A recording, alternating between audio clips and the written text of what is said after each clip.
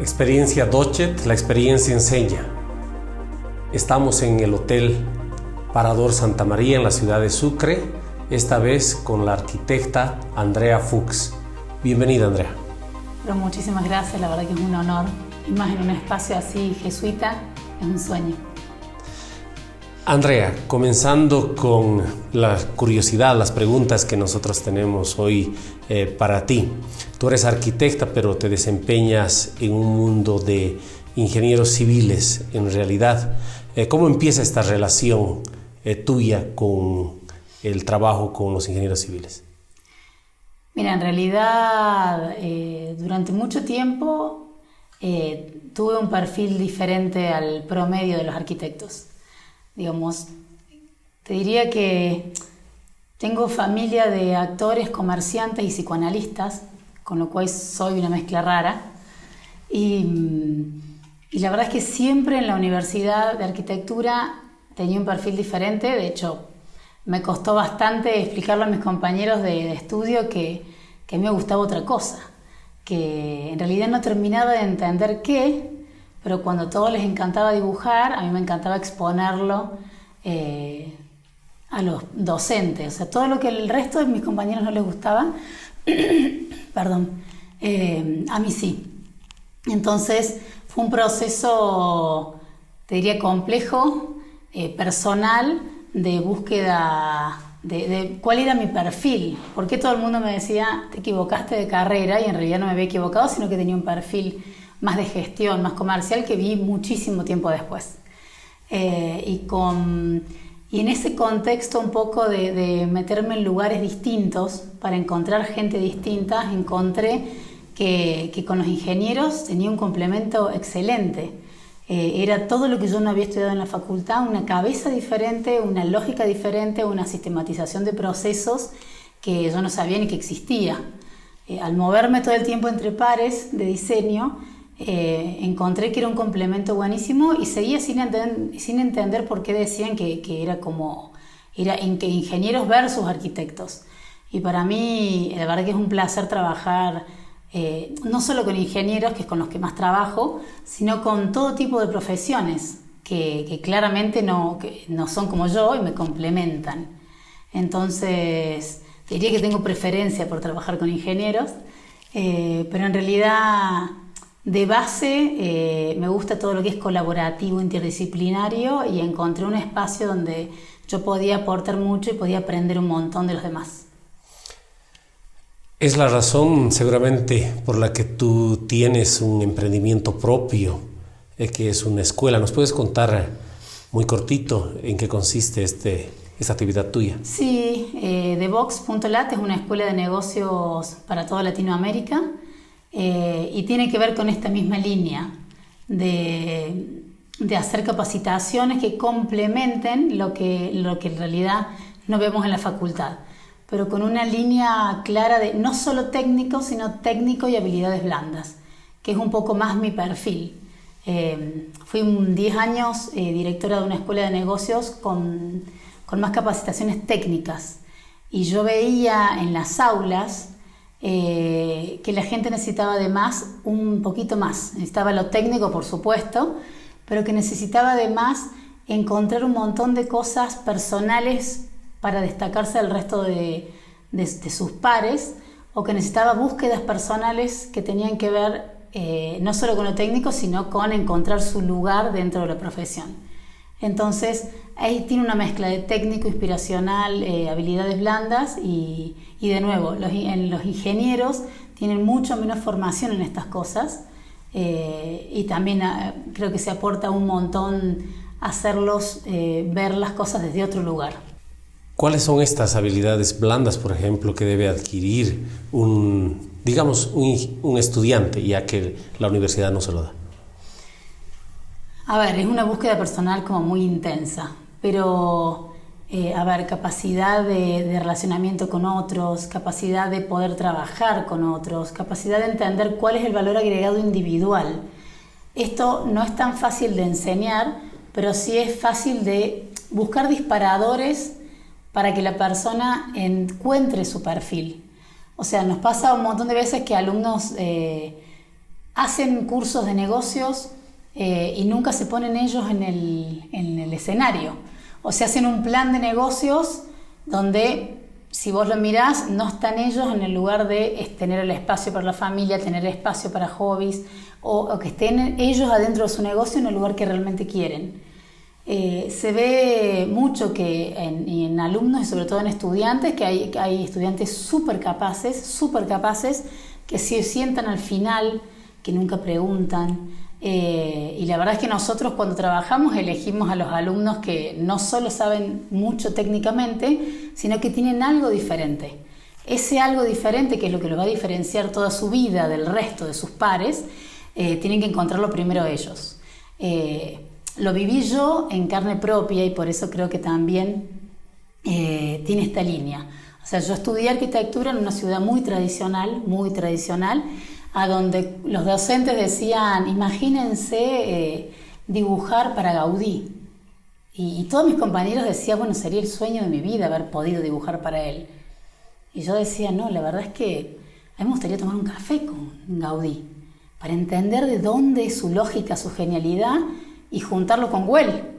Si Gaudí no hubiera convencido a Güell para hacer el Parque Güell, que fue una locura, todo eso no hubiera podido pasar. Entonces yo tenía otro perfil y a mí me decían, te equivocaste de carrera. Nadie, hasta ya casi recibida, me marcó algunas cosas mías que me hubieran ayudado años de terapia, te diría. Porque media gente me decía, vos estudiaste la carrera equivocada, y no, yo amo la arquitectura. Pero claramente tenía un perfil. O sea, cuando un docente me veía a las 7 de la mañana arreglada porque yo quería presentar mi proyecto de todos mis alumnos, en vez de estar hasta último segundo en la última rayita de la maqueta, alguien me tendría que haber subrayado eso. Entonces, como yo lo sufrí, o sea, fue muchos años después que algún docente me dijo, tenés otro perfil. Y tu perfil es distinto, no es que no te guste la arquitectura, pero fue como que me fui armando de pedacitos de cosas que me decían los demás. O sea, hubo gente que me decía, te quiero contratar para mi empresa, y yo, no sé, de una maderera. Y yo decía, porque yo no sé nada de madera. Nada, absolutamente nada, ni siquiera tenemos una materia en la facultad. Y me decían, no es por lo que sepas de madera. Lo que vas a saber de madera te lo explico yo en una semana. El dueño de la empresa. Yo quiero que vos le transmitas y asesores a constructoras. ¿Cuál es tu relación en este caso con los estudiantes, en su mayoría, en congresos de ingeniería civil? Cuando tú das una conferencia, cuando conversas con ellos, el estudiante en general tiene las mismas perspectivas, busca lo mismo, tiene las mismas preguntas, los mismos anhelos. En el Perú, en Bolivia, en la Argentina, ¿notas esa diferencia?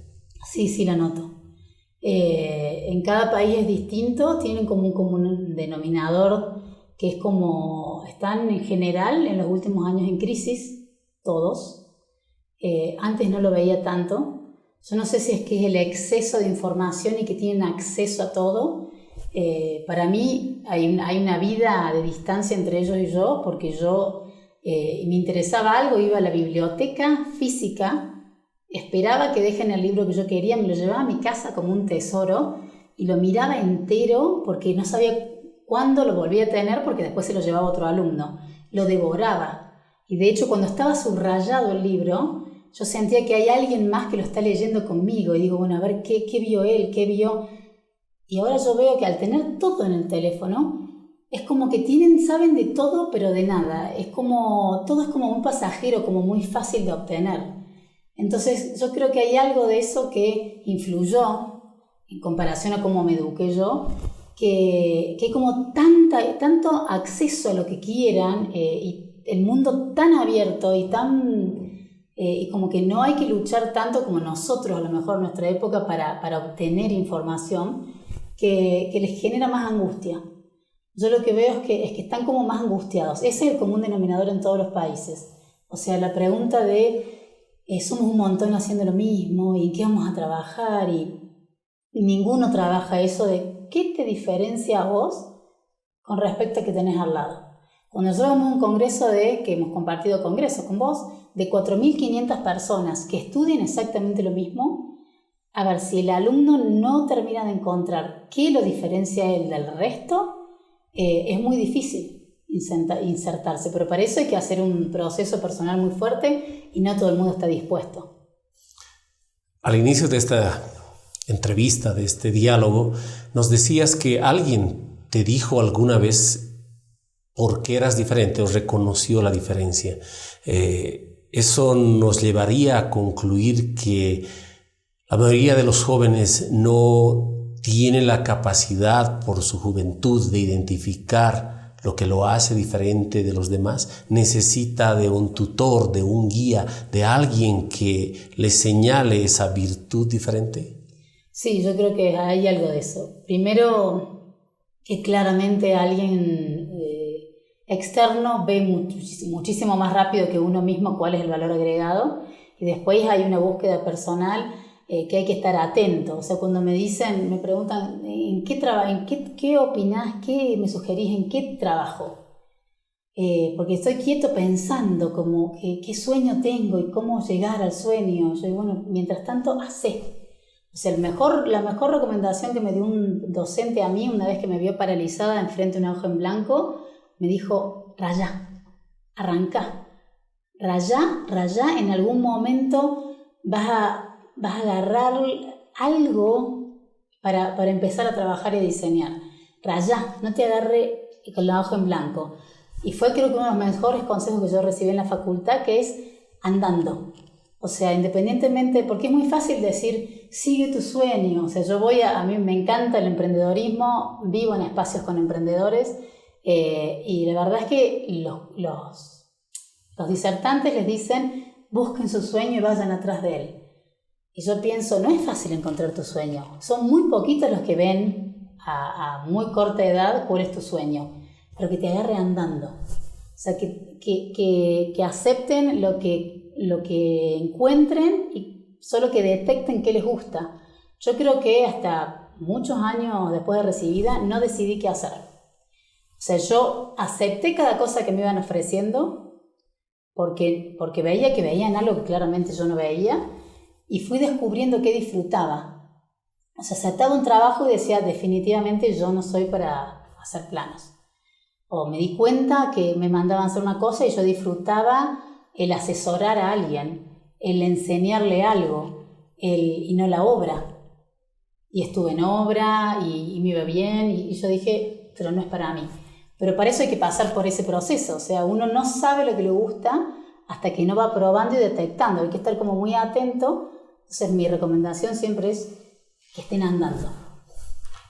Uno al final termina gustándole lo que puede hacer, o por un gusto empieza a hacer algo. Yo creo que son las dos cosas.